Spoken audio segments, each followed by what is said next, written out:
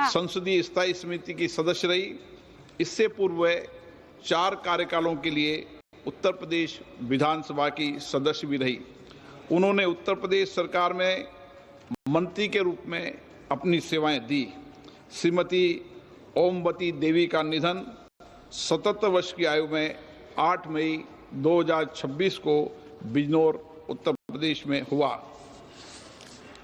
श्री सुधांशु शील पश्चिम बंगाल के कोलकाता उत्तर पश्चिम संसदीय क्षेत्र से 14वीं लोकसभा के सदस्य थे।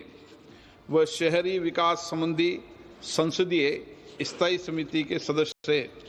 इससे पूर्व पश्चिम बंगाल विधानसभा के सदस्य भी रहे। श्री सुधांशु शील जी का निधन 81 वर्ष की आयु में 14 मई 2026 को कोलकाता पश्चिम बंगाल में हुआ। मेजर जनरल भुवन चंद खंडूरी उत्तराखंड के गढ़वाल संसदीय निर्वाचन क्षेत्र से 10वीं, 12वीं, 13वीं, 14वीं और 16वीं लोकसभा के सदस्य थे। वे रक्षा संबंधी संसदीय समिति तथा वित्त संबंधी संसदीय समिति के सभापति भी रहे। वह अन्य कई संसदीय समितियों में भी अपनी सेवाएं दी। उन्होंने सड़क परिवहन, राजमार्ग मंत्री तथा शहरी विकास, गरीबी उपशमन मंत्री के रूप में भी अपनी सेवाएं दी। श्री खंडूरी जी 2 बार उत्तर प्रदेश के उत्तराखंड के मुख्यमंत्री भी रहे। मेजर जनरल भुवन चंद खंडूरी जी का निधन 91 वर्ष की आयु में 19 मई 2026 को देहरादून उत्तराखंड में हुआ। श्री केपी धन पालन केरल के चाला कुंडी संसदीय निर्वाचन क्षेत्र से 15वीं लोकसभा के सदस्य थे। वे वाणिज्य संबंधी संसदीय समिति के सदस्य तथा कंप्यूटर के प्रावधान संबंधी संसदीय समिति के सदस्य भी रहे।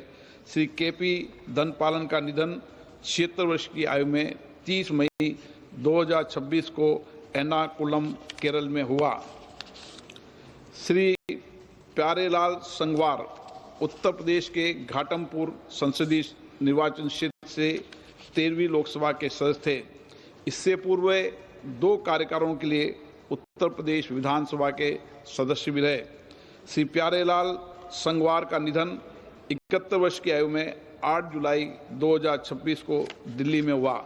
सभा अपने 6 पूर्व साथियों के निधन पर गहरा शोक व्यक्त करती है और शोक संतप्त परिवारों के प्रति संवेदना व्यक्त करती है। माननीय सदस्यगण, मुझे अत्यंत दुख के साथ सभा को कतर के फादर अमीर महामहिम शेख अहमद बिन खलीफा अल थानी के निधन के बारे में भी सूचित करना है। महामहिम शेख अहमद बिन खलीफा अल थानी ने जून 1995 से जून 2013 तक 18 वर्षों तक कतर के अमीर के रूप में कार्य किया। उन्होंने आधुनिक कतर की नींव रखी और उसे विकास और समृद्धि की महान ऊंचाइयों पर पहुंचाया। उन्होंने भारत कतर संबंधों के संवर्धन में भी महत्वपूर्ण भूमिका निभाई। महामहिम शेख अहमद बिन खलीफा अल थानी का निधन 74 वर्ष की आयु में 12 जुलाई 2026 को निधन हो गया है। सभा महामहिम अमीर शेख अहमद बिन खलीफा अल थानी के निधन पर कतर के लोगों और शाही परिवारों के प्रति अपनी गहरी संवेदना व्यक्त करती है। अब सभा दिवंगत आत्माओं के सम्मान में मौन रहेगी।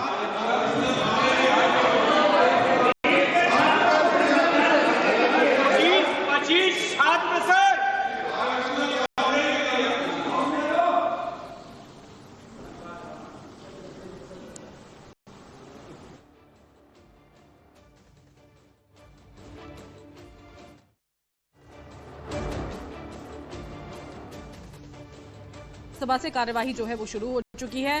बेहद अहम मुद्दे जिनको लेकर चर्चा के लिए देखिए सरकार तैयार है, लेकिन विपक्ष किस तरह से सारे मुद्दों को लेकर सरकार को घेरने वाला है ये देखने वाली बात होगी, क्योंकि बहुत सारी ऐसी चीजें हैं जो हाल फिलहाल विपक्ष जो है लगातार जिनको लेकर हमलावर रहा है। अभी देखना होगा सत्र सुचारू रूप से चल भी पाता है या नहीं चल पाता है। सदन से लेकर सड़क तक देखिए, क्योंकि संग्राम नजर आ रहा है। जंतर मंतर से संसद तक पहुंचने के लिए सीजेपी के जो तमाम लोग हैं, कार्यकर्ता समर्थक, वो प्रयास यहां पर कर रहे हैं। वहां पर लाठीचार्ज की तस्वीरें जो है वो भी देखने को मिली और इसी मुद्दे को और ज्यादा जोर शोर से अभी फिलहाल विपक्ष जो है पूरी तरह से उठाता हुआ। इसी बीच में देखिए, नए सांसदों की शपथ का जो है पूरा का पूरा जो समारोह है वो भी यहाँ पर होगा। शपथ यहाँ पर दिलाई जाएगी उनको। मॉनसून सत्र की शुरुआत हो गई है, हंगामेदार रहेगा, इसके पूरे पूरे आसार हैं। जंतर मंतर पर जो हो रहा है उसको लेकर सवाल उठाए जा रहे हैं।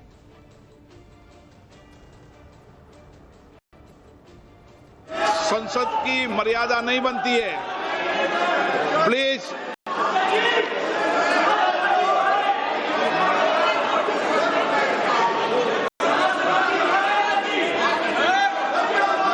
प्रश्नकाल, प्रश्न नंबर 1, धवन लक्ष्मण भाई पटेल। धवन लक्ष्मण भाई पटेल, प्रश्न नंबर 1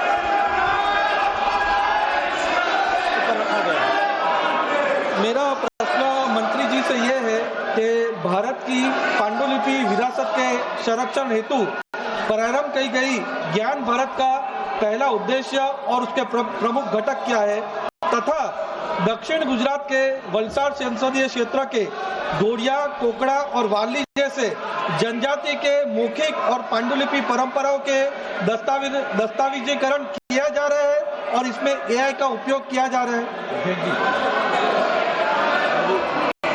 माननीय अध्यक्ष महोदय, विरासत हमें दिशा भी देता है, विरासत हमें दर्शन भी देता है और इसलिए मोदी जी ने विकसित भारत की जब कल्पना करी तब रेड फोर्ट से अपने उद्बोधन में कहा था कि हमें विकसित भारत बनाना है।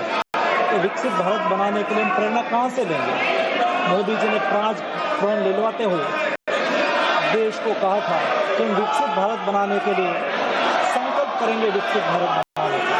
दूसरापन दिलवाते हुए गुलामी की मानसिकता को छोड़ने की बात कही थी और तीसरा प्रण दिलवाते हुए मोदी जी ने कहा था कि विरासत से प्रेरणा लेकर हम विकसित भारत बनाएंगे। हमारे मैन्युस्क्रिप्ट हमारी विरासत है और आज मंदिर के रूप में, शोक संस्थान के रूप में, महाविद्यालयों में, मठों में, जैन भंडारों में और निजी संग्रहालयों में हमारी मैन्युस्क्रिप्ट है। ये मैन्युस्क्रिप्ट को हम ज्ञान भारत मिशन के द्वारा उसको आरक्षित करने के लिए, डिजिटलीकृत करने के लिए, रिसर्च ड्रिवन बनाने के लिए, जन सुलभी बनाने के लिए मोदी जी ने ज्ञान भारत मिशन का लॉन्च करा और ये ज्ञान भारत मिशन के द्वारा देश में आज 1 करोड़ से अधिक मैन्युस्क्रिप्ट का सर्वे करा गया। उसमें से ये मैन्युस्क्रिप्ट में से 8 करोड़ अब डिजिटलाइज हो चुकी है और